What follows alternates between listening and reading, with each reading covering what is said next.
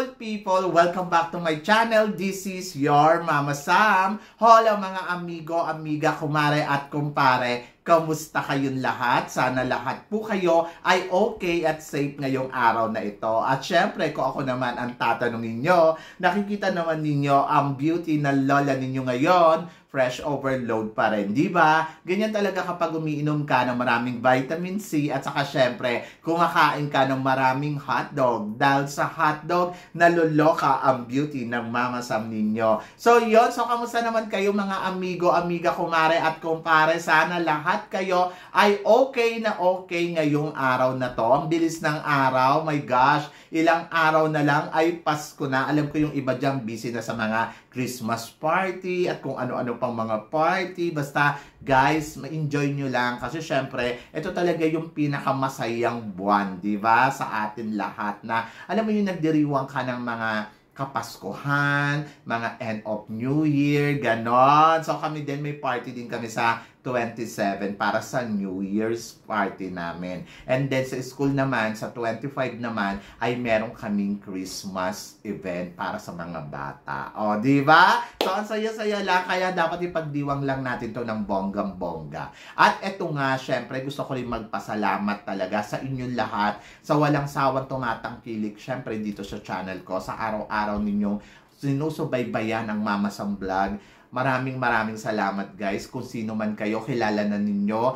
Lagi kayo nandirito, kayo ang aking binabanggit. Maraming salamat ng tao sa aking puso. And then sana, patuloy lang po ninyong suportahan ang aking Mama Sam Vlog. Kaya naman ako ay hindi rin nagsasawa na talagang gumawa ng mga content para sa inyo. Alam naman ninyo na ang chika natin everyday ay laging fresh at laging, alam mo yung pasabog, para po sa inyo yan. And then, maraming salamat sa pagmamahal at suporta. So, yon. Kaya naman, ang chika natin ngayon ay wag na nating patagalin dahil marami akong mga hinandang chika na magtataas ang kilay ninyo ng bonggang-bongga. And then, para sa una nating chika, so Mama Sam, anong masasabi mo? Downgrade nga ba ang nilaban ng USA sa Miss Universe? Tingin mo Mama Sam, ko si Miss Hawaii or kaya si Miss Florida ang inilaban nila, tingin mo makakarating kaya ito sa top 5? Si Miss USA na sinasabi noon ng lahat na mukhang magba-back to back ang Miss USA kasi sa sobrang galing nga ng kandidata nila. Ang galing ng communication skills, performance level, pero kasi pagdating niya sa Miss Universe, natabunan talaga siya ng bonggang-bongga.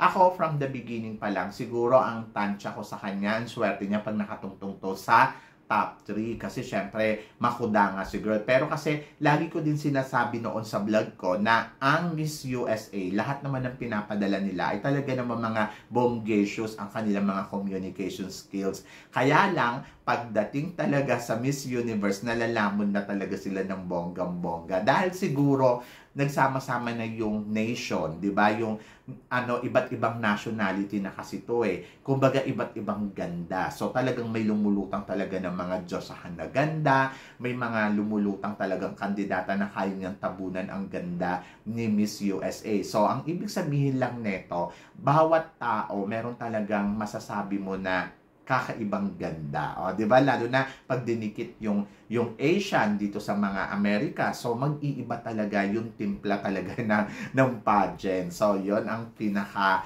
talagang lagi kong inaasahan kapag beauty contest na ng international. So, ang akin, nakakalungkot kasi syempre nakain nga ng bonggang-bongga itong si Miss USA. Nakarating lang sa top 10. Pero hindi ibig sabihin nun na downgrade ang pambato nila. Ang akin kasi, siguro, ang Miss Universe din kasi na organization, iningatan din nila na wag nang makapasok yung mga malalakas sa communication skills eh. Kasi, parang feeling ko, pag pinasok nila to, possible talaga na mag-back to back ang USA o possible pang makarating sa dulo ng competition. Eh lalo na kung meron silang pinoprotektahan na manalo, di ba? Diyos ko, ano bang laban nila Antonia at saka nila Nicaragua dito kay Miss USA kung sakasakaling nakarating to sa top 3. So, yon ang talagang binantayan talaga ng mga hurado. So, ngayon naintindihan ko ang Miss Universe, kaya pala nagkakaroon ng closed door interview para malaman nila kung sino yung mga makukuda. Then, depende kung ang gusto nilang makuhang kandidata ay makukuda. Pero kapag mga Latina kasi, lalo na pag sa Latin area ginawa ang competition, asahan mo dyan na ang lahat ng mga makukuda, malalaglag na yan sa unang competition pa lang. Papasok sila pero ilalaglag na yan. Kasi ang ipapasok nila dito yung mga magagandang Latinas. So, strategy game din kasi ito ng organization kung papansinin mo. So, parang ipapasok nila dyan yung mga matitindi. Tapos, ang maiiwan dito, syempre, yung mga magaganda. Tapos, pagdating sa communication skills, walay naman pala sila. Charot! So, yan.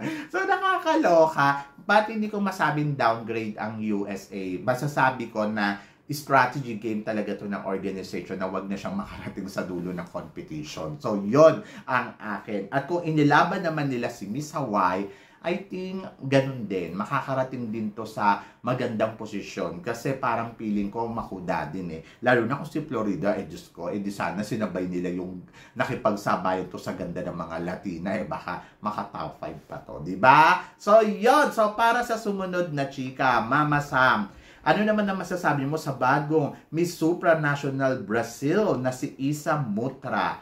Ano, tingin mo, Mama Sam, papalo ba ang beauty niya? Noong last time, naka-second runner-up sila, di ba, sa Miss Supranational. So, I think yung mga beauty ganito, ito yung mga beauty banta sa corona. Alam naman natin ngayon ang Supranational, the more na maganda ka, the more mas gusto ka nila. Kasi ang gusto talaga nila ngayon, yung quality na beautiful plus may communication skills. So, yon. So, ganun ang basihan ngayon dito sa Supranational. So, kung Diyosa ang beauty mo, ikaw ang mananalo. And I think maganda siya. But I hope na mas gumanda pa siya bago dumating ang competition ng Supranational. Kasi syempre, may mga kandidata pa ang mga taga-ibang bansa na pwedeng malamon ng bonggang-bongga ang beauty na meron siya. But abangan natin syempre kung sino ba yung makakatapat niya. Diba? And then, para naman sa sumunod na chika, speaking of Supranational, tingin mo, Mama Sam, meron kaya sa susunod na taon na makakasali na Supranational girl na ilalaban sa Miss Universe? Ngayon nga, di ba, yung Miss Universe Thailand na nag-first runner-up last year dito sa Miss Supranational, nagbabantang sumali sa Miss Universe Thailand. So, kapag nagkataon, pwede siya ang manalo ng Miss Universe Thailand kasi first runner-up siya sa Miss Supranational. And then, ayun, may bagong kandidata na naman na galing sa Supranational. So, hindi sila titigil. So, parang feeling ko kasi, yung mga girls na to, they are trying na mag-level up talaga para sa kanilang career. So, kapag sumali sila sa Miss Universe, parang feeling ko sa national pageant pala, mapag-uusapan na silang bonggang-bongga, mag-iingay ang pangalan nila, and then, lalo na kapag nakarating sila sa Miss Universe, aangat yung career nila. Diba? So, parang feeling ko they are trying. Kasi, sa Supranational, ang problema kasi dito, parang nagkukulangan sila sa publicity kahit nag-titled na sila or naka-runners-up na sila. Yung publicity ba, nang hindi katulad ng Miss Universe na talaga,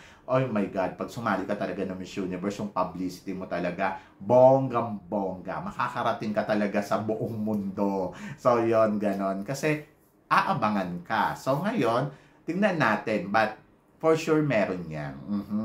And good luck doon sa mga susunod na sasali. Sana mapantayan nila yung mga narating katulad ni Carla ng Puerto Rico at saka ni Antonia na nag-first runner-up sa Miss Universe. So, hindi masama, no? Ang mga beauty queen ng Supranational Queen. Tingnan mo si Carla, ano bang runners-up siya dito? Nag top 5. And then si Antonia naman, tumungtong naman na hanggang first runner-up. So, ibig sabihin, almost there na. Diba? So, yan. So, para sa sumunod na chika, Mama Sam, anong masasabi mo sa mga beauty queen ngayon ng Thailand na inilaban nila mula noong 2019 hanggang 2023 sa Miss Universe? Ito yung TNP ba na mula nung umalis na siya doon sa era ng Ang masasabi ko, yung mga napipili naman ng Miss Universe Thailand, mga panalo naman sa totoo lang, imagine mo noong 2019, di ba? Ayun yung unang hawak nila sa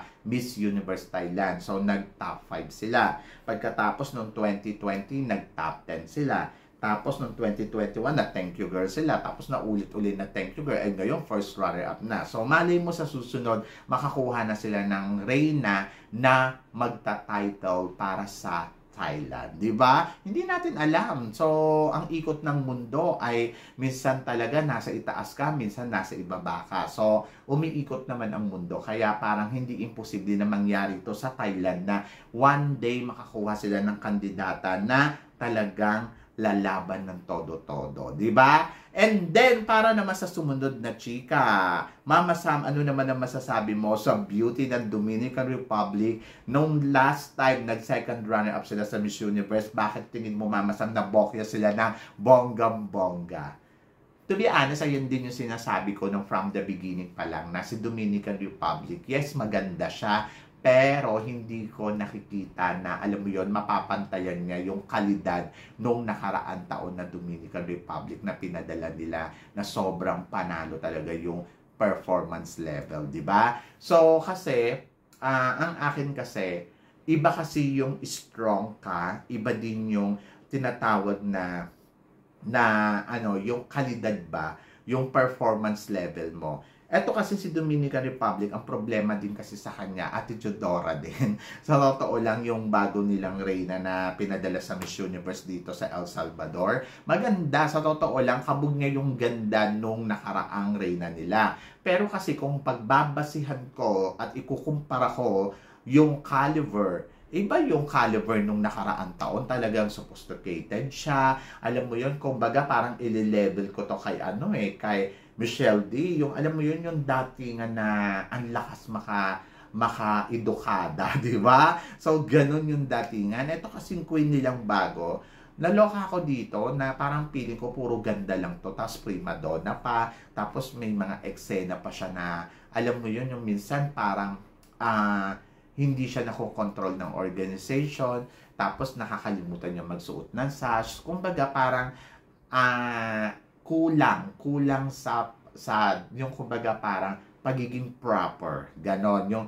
Yung masasabi natin na basta kasi sa Miss Universe kasi hindi po pwede na ganito yung attitude mo na yung alam mo yun yung parang nagmamaganda ka lagi. So, hindi po pwedeng ganyan. Kailangan talaga makareyna ka. Yung, alam mo yun, yung maramdaman ng organization sa'yo na, ay, gusto ko tong babaeng to. Sobrang bait. Diba? So, ganon. Kaya, naautukuyo siya ng bonggang-bongga. Sabi ko sa inyo noon na hindi lang basta-basta kailangan maganda ka. Dapat talaga, meron ka talagang masasabi na total package na, alam mo yun na yung dekalidad ng babae. Saka, depende to sa mga babaeng lumalaban dito sa pageant. Kahit anong ganda mo, kung attitude ka, wala talagang mangyayari sa'yo dahil promise, talo ng mabait ang maganda. Ganon. Kapag may attitude ang isang maganda. So, dapat pag maganda ka, mabait ka din. Para masabi na, wow, maganda ka talaga. Kasi at the end of the story, syempre, ang titignan pa rin din yung kagandahan ng kalooban mo. Oo nga, ang ganda na nga ng itsura mo, pangat naman ang asal mo. Di hindi ka pa rin panalo sa mata ng Diyos. Di ba? So, yan. Para naman sa sumunod na chika, Mama Sam, nakakaloka, Miss India. Tingin mo, Mama Sam, siya kaya ang mananalong bagong Miss Earth ngayong taon na to? Ay nako, kapag ito ay nakarating sa top 8, tapos nakarating sa top 4, lalaban to ng bonggang-bongga. Pag nagkataon, ito na yung pangalawang corona ng India sa Miss Earth. So, maganda ang pambato ngayon ng Miss Earth. Kaya lang, hindi ko lang alam kung makakasabay siya o makakapalo siya sa mga kasabayan niyang kandidata na lumalahok ngayon dito sa Miss Earth. Kasi maraming maganda. Sa maganda, madaming maganda. Marami ring magaling, maraming kabugera. Kaya lang, ang tanong, ano ba ang may offer mo talaga sa intablado ng Miss Earth? So, paano ka papalo? Paano ka sasabay? Kahit pa sabihin natin itong sila Netherlands, Albania, ay mga Diyosa, mga beauty nila, tulad nga ng sabi ko kanina, kung puro ganda ka lang at wala ka namang laman, matapalo ka din. Di ba? Kailangan kasi combination kasi yung ganda plus yung quality. Importante yun na dapat dalawa siya. So, yon. So, tingnan natin, alamin natin yan sa mga susunod na pangyayari dito sa Miss Earth. But for now, so antabayanan natin kung sino ba yung mga kandidata na matitinik dyan at kabugera. So, yon.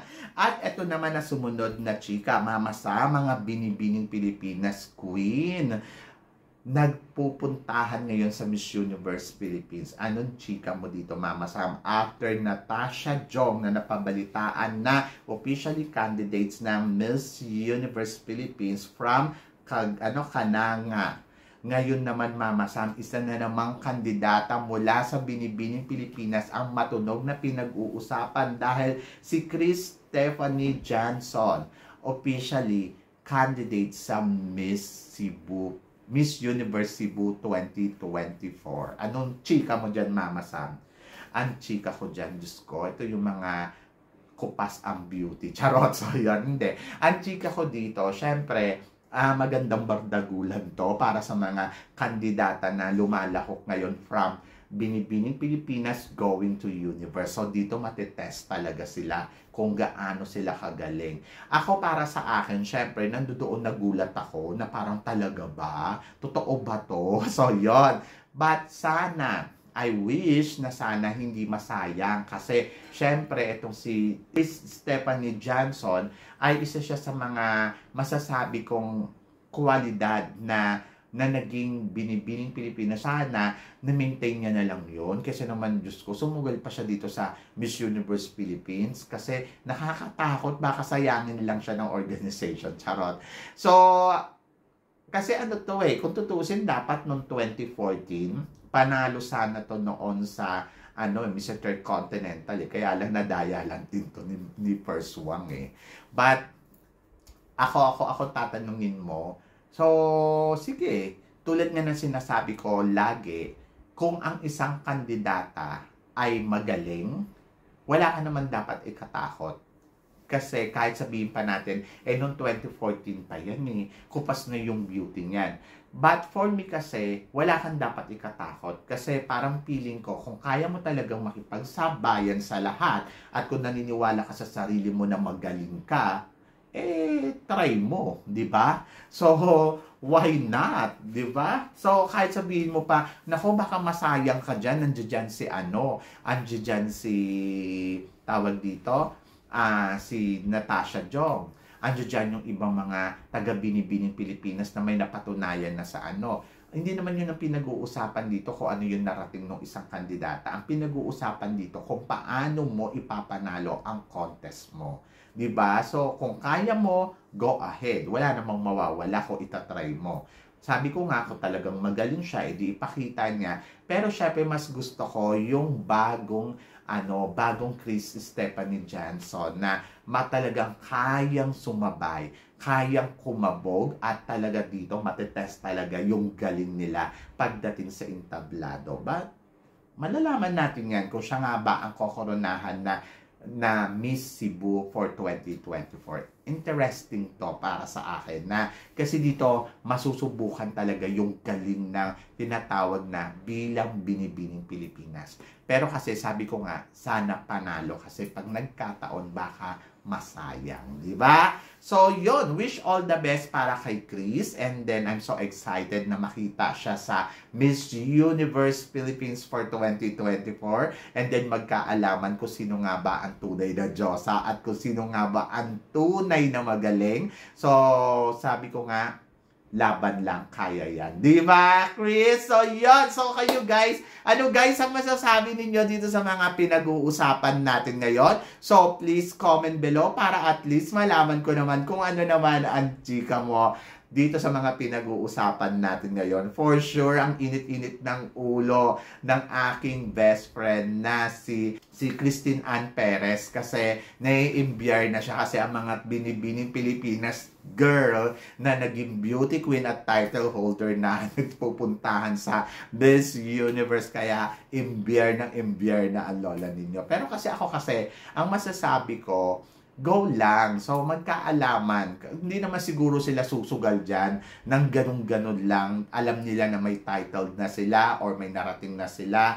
So, syempre, susubukan talaga nila yung mga sarili nila. Kung may opportunity, bakit hindi? Di ba? Katulad na lang ng kay Chris. So, yun. So, laban lang. Kaya nila yan. So, malalaman yan kung hanggang saan yung mararating nila. So, for now, walang masama kung itatry nila. Basta, laban lang. Diba? So, yun guys. Guys, sa mga hindi pa po nakaka-subscribe, huwag nyo pong kalimutan mag-subscribe at i-click na rin yung notification bell para lagi kayong updated. Syempre, sa aking mga chika. At guys, huwag nyo na rin pong kalimutan na mag-like, syempre, dito sa aking channel. So, yun. Guys, maraming salamat po. Syempre, hanggang dito na lang. Hanggang sa muli nating chikahan. See you tomorrow. Thank you, guys.